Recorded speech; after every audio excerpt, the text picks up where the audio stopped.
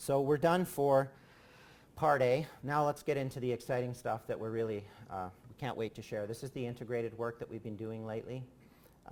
So everything for the next 5 case studies, you're going to see a variety of things. The first is going to be looking at how we can achieve a better understanding of effective frac description by coupling fracture modeling with RTA in our workflow. Bob Pearson last week approached the mic and asked Adam, how are you doing your conductivity cutoffs? Like, what are you talking about, you know, what the appropriate conductivity cutoff is from a frac model to get an effective length or an effective height? I'm going to show you. We're going to do that in the Wolfcamp. The next is going to be well spacing optimization, and it's a frac modeling RTA dance as well that shows the application of using the latest developed numerical modeling tools in commercial software to show how quickly we can do numerical modeling and come up with an understanding of optimizing number of wells per drilling spacing unit, block, or section. That's Sprayberry. Then we're going to identify the ideal targeting landing depth for one operator in the Cardium. We'll go on to show how RTA and integrated studies can be used to validate petrophysics in the Wolfcamp, and we'll finish with cluster effectiveness, because this is going to lead into Dave's talk next week, which is how the role of completion technology will drive our industry forward. So it's really fitting and suitable to end on a talk about the role of completion effectiveness. Okay, so this is it. This is our simplified integrated workflow. With this workflow, we start with petrophysics. We start and core analysis. We'll start with open hole log interpretations and core calibrated log interpretations to extract the formation properties. Porosity, perm, saturation, net pay, these are values that go into rate transient analysis. But also Young's modulus, Poisson's ratio, this is the feedstock for frac modeling. So the geosciences are really in charge of what the results are going to be for our workflows. This then, of course, coupled with frac modeling to get some frac properties using a workflow that I'll get into, that gives us frac length, heights, conductivities, and stimulation efficiencies or effectiveness. All of that will then be going into production modeling, which is the general term that we'll use, but rate transient analysis is what we do to do our reservoir descriptions for forecasts. So we're excited because this is a procedure that's always integrating and iterating results with a really short feedback loop. It provides an immediate response to us. We work in a very agile way in our team to ensure a very efficient and consistent workflow.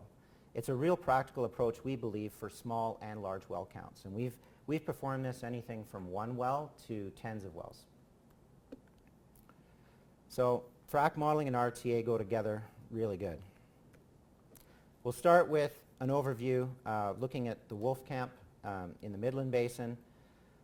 This case study features 1 horizontal pinpoint completed oil well.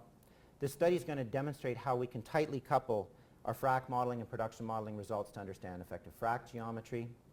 It's also going to, and this is going to be a real cool part of this case study that I think Adam might have even alluded to last week, is it's going to illustrate how we can integrate post-treatment, after closure, frac modeling results. A lot of people take their frac modeling results as soon as we've done pumping. Here's your description. We ran this thing a little bit longer, and we saw some interesting results that we'll share. So this is the table that we typically present in our workflows for different effective frac geometry descriptions from the frac modeling output based on different fracture conductivity cutoffs. And here we can see cutoffs ranging from 1 to 10 millidarcy feet. And with the lower cutoff, of course, you get a bigger frac. You get taller frac. You get a longer frac. And you also have you can express the conductivity as a dimensionless parameter too, which is the last column. So which one of these do we use? How do we know what the suitable conductivity cutoff is in terms of the effective frac property? Well, we're going to use numerical modeling to answer this. So assuming the very first row that we looked at on that table, we used a frac conductivity of cutoff of 1 millidarcy feet, giving us the most optimistic looking fracture for height and length. We got a frac height of a couple hundred feet and a frac half length of 150 feet. And we have what we would consider to be a good or acceptable history match of all three phases, or in this case, what we're doing is we're using the oil rate to match on the gas rate, match on the water rate, and history match the bottom hole flowing pressure. You'll notice that there's a mismatch on the water rate to begin with, but that's just frac fluid load recovery. You can see in the late time data we start matching it. So we call this a good match, and it's valid. What about a cutoff of 6 millidarcy feet? Would you call this a good match? This is right at the point where we would say no, because we're starting to lose our match on gas rate. And this comes with a lot of iterations, a lot of changes to relative permeability curves and fine-tuning parameters. There's a little bit of monkeying around in here to come up with what we would consider our best possible match as a group. But at this point, we would say from this point on, we're not getting good matches. And to illustrate the point more severely, using a cutoff of 10 millidarcy feet, no matter what we do to this model, we can't history match using this frac description. So the numerical modeling really reveals which of these frac descriptions are permissible, or they're still considered valid in the solution space, and which ones aren't. So taking a look at the table again, we've just popped out a whole bunch of these potential descriptions as invalid. And now we're just dealing with conductivity cutoffs of 5 to 1. So if we want to plot these things, and here we're looking at an XY plot of connected pay to fracture half length, which is a nice way of looking at the data to get a sense of height and length. The connected pay is something I think I should talk about a little bit. So what we get for the frac model is a frac height. And whatever the frac penetrates effectively, that might not be a net to gross of 1. So what we would do is find out where the frac went and then understand the net pay in the area where the fracture has contacted.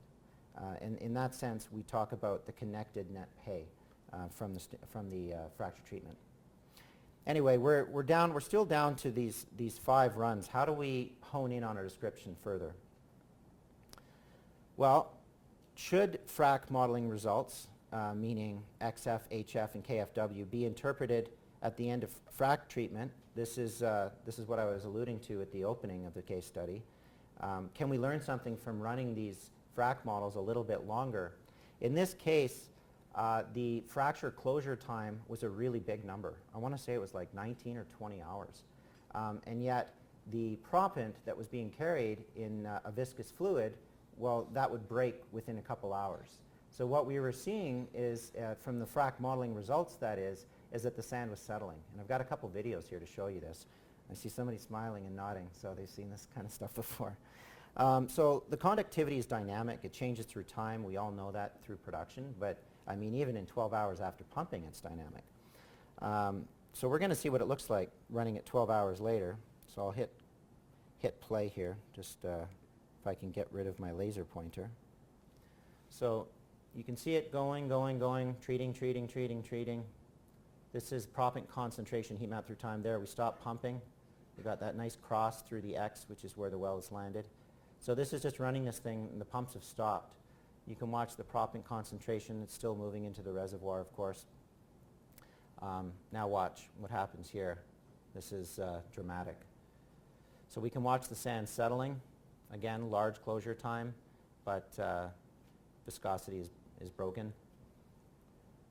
Now, fracture description would you assume now for rate transient analysis or production modeling when the swell is under producing conditions under effective stress, when we lower flowing pressure into increased gas rate? Like what is your XF, what is your H, right? So what we found, before we even started seeing these results, what we found is using the H values that are supplied by the operating company, in some cases 250, 300 feet, it didn't make any sense to the data. We would history match these wells and we'd come up with permeabilities in the nanodarcy for plays like the Cardium, or what would be characterized as plays with tens of microdarcies or higher. How did that make any sense? Well, it's because our H's were too big. And we've realized that as we've integrated with other sciences and technologies. We've really come to understand that H isn't as big as we'd like to think it is. In the old days, we would just have an H value, and it would be what the petrophysicist would say, and say, here's your H, it's 300 feet. You know, we're targeting these plays these days with really gross pay intervals. And the question is that our pay? Well, yeah, that's our pay, And in RTA it has H, so I guess that's what I put in there. But that's, in the world of unconventionals, that just doesn't make sense because the numbers that we regress to, permeabilities, fracture areas, they don't make any sense. They don't correlate with the other results or calibrate well with the other results that we're getting. So this is just a really good illustration, and this is one of many different things that could be telling us why our H values are too small, are too big, that we need to lower them. In this case, if you look at what the height is, I mean, a better number for H now in looking at this well might be 100 feet. Looking at conductivity, or maybe it's a little bit bigger, I can't see the scale here, but looking at let's see. Looking at conductivity, you're going to see the same story. Very similar story. Okay, pumping, pumping, pumping. Oh, I think it's already done. Part of it's scaling. This is 0 to 25 millirc feet, so it's hard to see what the lower conductivity ranges are as far away from the wellbore. But you can see that as the sand is falling, so is the conductivity. And we're getting ourselves, by the end of this video, 12 hours after the pump stop, of what we would think is the best, most conductive region for this well, you know, assuming that our inputs are good. And this is what we've got. So this, for us, this is very, very telling. And this is why we know we always try to do frac modeling in what we do. So now this is what we have for valid models. And we recognize that these are simple models, that they impose things like, you know, homogenized properties, uniform frac descriptions, and we know from our surveillance community that it's not as simple as that. But for engineering workflows to conduct optimized well spacing, this really enhances our understanding in order to carry out those exercises.